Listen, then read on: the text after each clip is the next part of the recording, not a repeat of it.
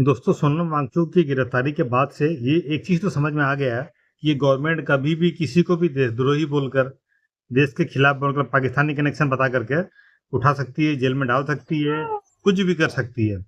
इनके अंदर इतना कॉन्फिडेंस है और ये कॉन्फिडेंस आया इनके अंदर ऐसे है कि हमारी जो मीडिया है, जो गोदी मीडिया नहीं, जो कुत्ती मीडिया है, जो कभी उनके बारे में अच्छा बोलती थी, आज सरकार के द्वारा बोलने की वजह से उसके खिलाफ बोलती है।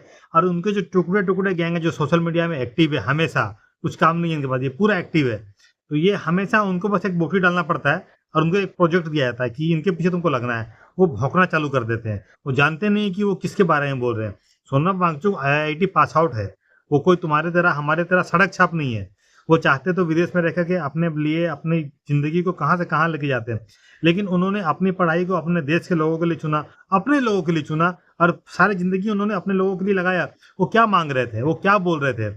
उनका बोलना था कि चीन हमारी ज़मीन को कब्ज़ा कर रहा है, चीन हमारी तरफ घुस के आया है। वो अपने लोगों की सुरक्षा के लिए, वहाँ की ज़मीन की सुरक्षा के लिए काटी अनुयायी में वो चाहते थे कि उनको लेकर के जाओ। उनकी डीजीपी का बोलना है कि उनका पाकिस्तानी कनेक्शन है।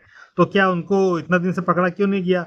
और जब बीजेपी के हेडक्वार्टर फूँका गया, उसी के बाद उनको क्यों पकड़ा गया? उसके पहले क्यों नहीं पकड़ा गया उनको? और जब उनको पता है तो फिर पकड़ के फिर फांसी दो। अगर आप जानते हो पाकिस्तानी कनेक्शन है, आप क्लियर करो और फांसी दो उनको।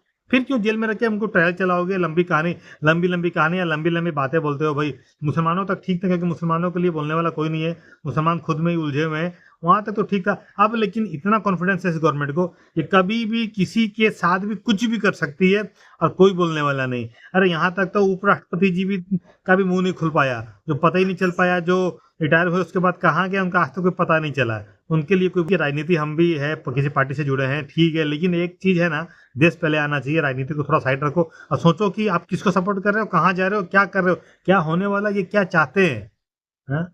तुम्हें बस मानसिक गुलाम बनाया गया, मतलब बना दिया गया। तुम एक ज़ॉम्बीज़ हो गए हो। ज़ॉम्बीज़ की तरह तुम्हें बस जिधर खुशबू आ रही है, जिधर तुम्हें रोटी दिया जा रहा है और एक प्रोजेक्ट दिया जा रहा है। तुम अपने दिमाग को डस्टबिन मत बनाओ। तुम अपने दिमाग को खुला रखो। जब कोई बोलता है तो सोचो, समझो कि वो सही है, गलत है या किस फ़ायदे के लिए क्यों बोला जा रहा है। उसके बाद अपना डिसीज़न लो।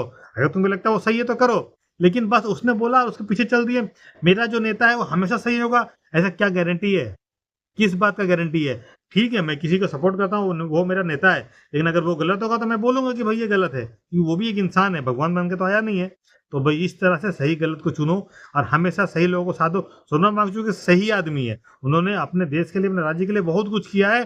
थोड़ा सोचो, उनकी हिस्ट्री जानो, उन्हें कितना अवार्ड मिला है, उन्होंने अपने वहाँ पे कितने स्कूल, कितने बच्चों को एजुकेशन दिया, फ्री एजुकेशन दिया, कितने लोगों को टैलेंटेड किया। आप देखो, थ्री इडियट्स जो मूवी आई थी, वो उनको बेस लेके ही बनाई थी। वो जो फुनसुक वांगडू था, ये सोनम वांगचुक था, ये उनका ही कैरेक्टर वो प्ले किया था। उसी तरह के वहाँ पे स्कूल में कौशल सिखाए जाते हैं, पढ़ाई की जाती है।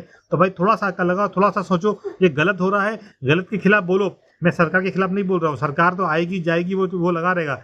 लेकिन कम से कम हमारा देश बचा रहना चाहिए, हमारे देश का संविधान बचा रहना चाहिए, देश की आत्मा ज़िंदा रहना चाहिए। तो इसीलिए गलत को गलत, सही को सही बोलने की हिम्मत रखो।